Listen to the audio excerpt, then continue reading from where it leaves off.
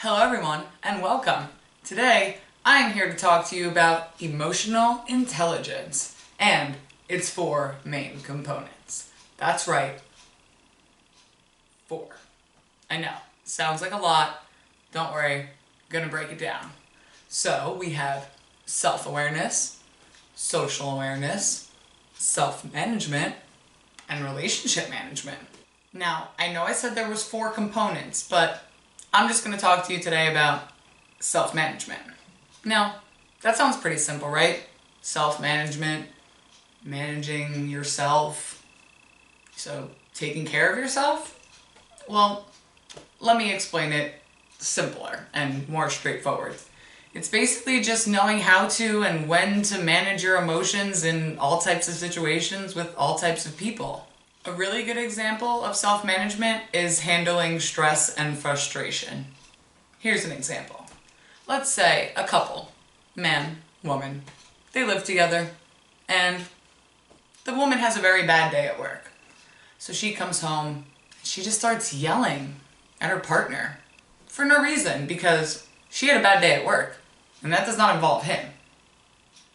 No, this time he's off the hook. It really didn't involve him. So she comes home screaming and yelling and lashing out on her partner, like I said, for no reason.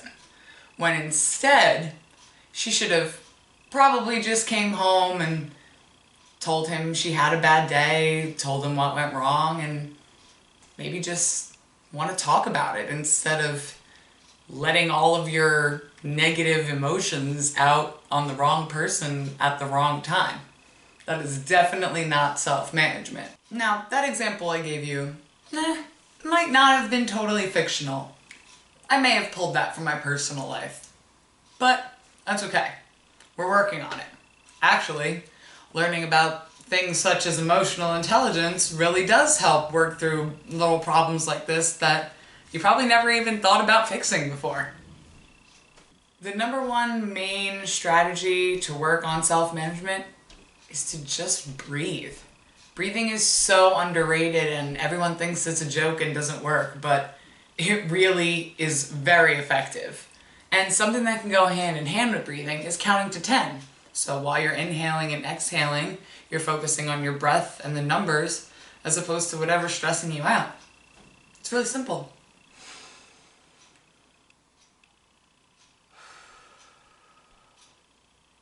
It's awesome. My favorite self-management strategy, hands down, laugh and smile more. It's so simple. We do it every day, and then we take it for granted.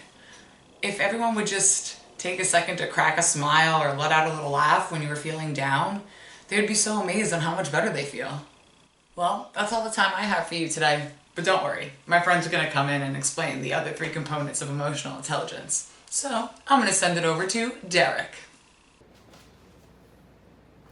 Self-awareness is the ability to accurately perceive your emotions as well as stay aware of them as they happen, as well as knowing how you tend to respond to specific situations and certain people. It is also understanding how other people influence your behavior and how your behavior impacts others.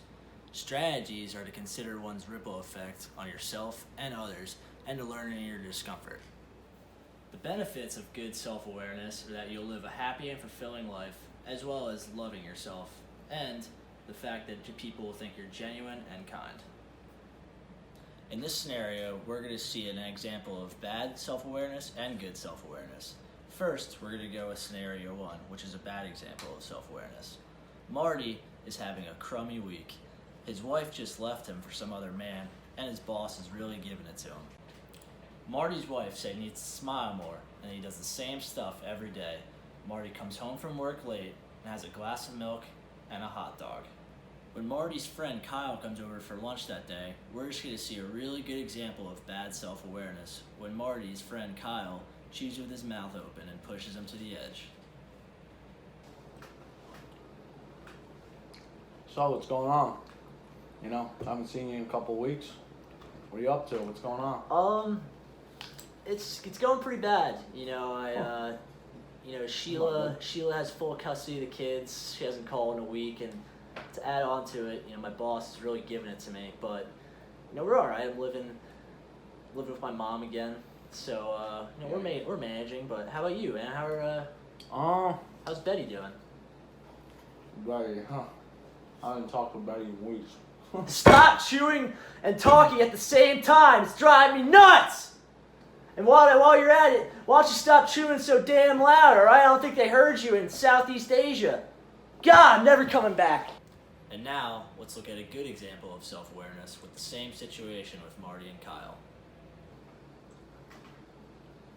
So, how you been? It's been a couple weeks. Yeah, I mean, Sheila still has custody over the kids, and she hasn't called in like a week. To add on top of it, I'm living at my mom's house, and the boss is really giving it to me, but it's okay. There's always light at the end of the tunnel, so it's okay. That's rough, man. Sorry to hear that. Yeah, I mean, I'm not really up to much either. I'm not talking to the girl anymore, like I said. Yeah. Hey, as your friend, I love you. Would you please stop chewing and talking with your mouth open? Yeah, sure thing, man. Really help me out for, future encounters with other people, right? Tell me this. It's locked. It's locked. It's supposed to be open. I locked it. Alright, I'm gonna make sure. I locked it. Give Joe Hector. Here's Hector right here. Hey guys, Ihoma here.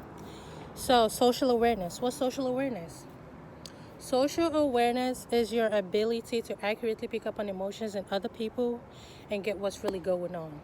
In the video you just saw, we have two managers who I work with going back and forth, arguing over who left what open and who left what open, who was supposed to close what, who has more authority, and people are throwing words, exchanging words. Someone is getting mad. But what they fail to do is come and understand why the other person is getting mad or why the other person is getting mad.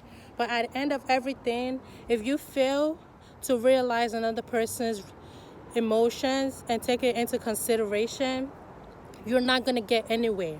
You're just going to keep exchanging words and keep arguing. And apart from the fact that they're not picking up on emotions in other people, they're not picking up on emotions in the people around them and realizing how everybody else around them feels, that they're just there arguing. You're outside in public. You shouldn't be acting like this. But when you lack social awareness, this is what happens. But when you're able to pick up your emotions and understand your emotions and the emotions of other people, it brings a better understanding to the conflict.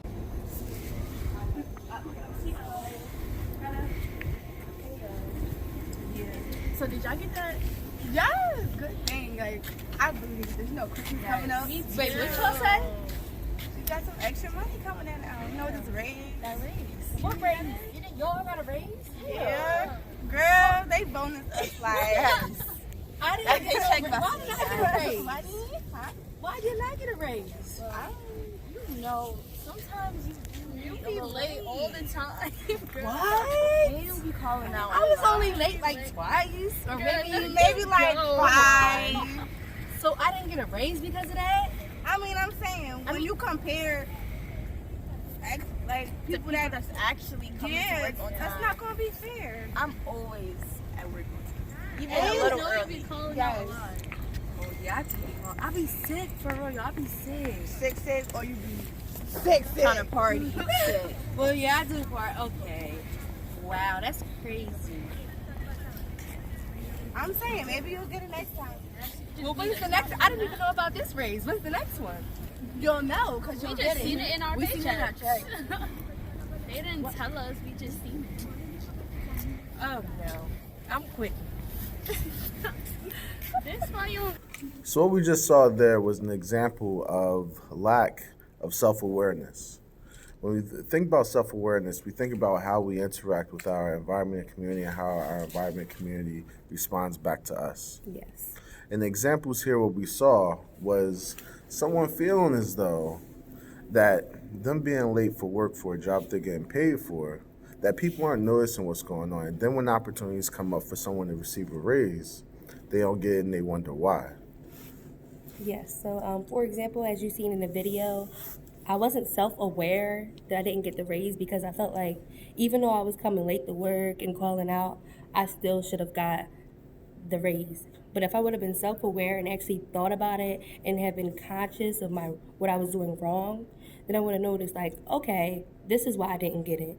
So later on in the video, you see that I thought about it. Once my friends had told me like, Shakira, you call out a lot, you barely come to work. Then I'm like, okay, now I see.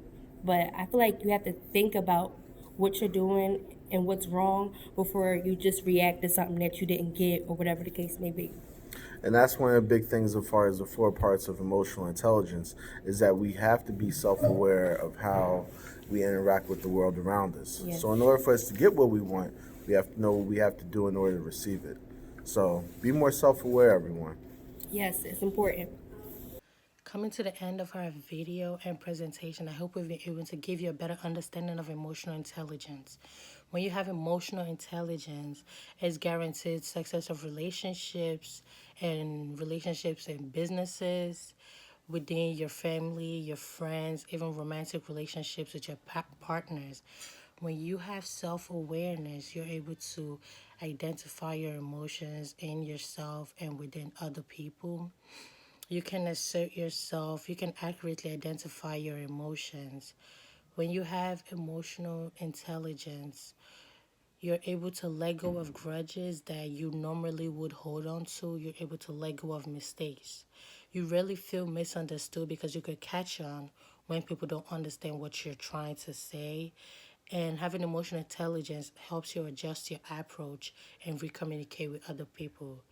And it's like you have a better understanding of people's feelings, people's emotions, and even yours. And it gives you the feeling and the understanding to know that what someone says might not be exactly what they meant. And it helps you understand the fact that just because I want to react this way isn't the way I should react.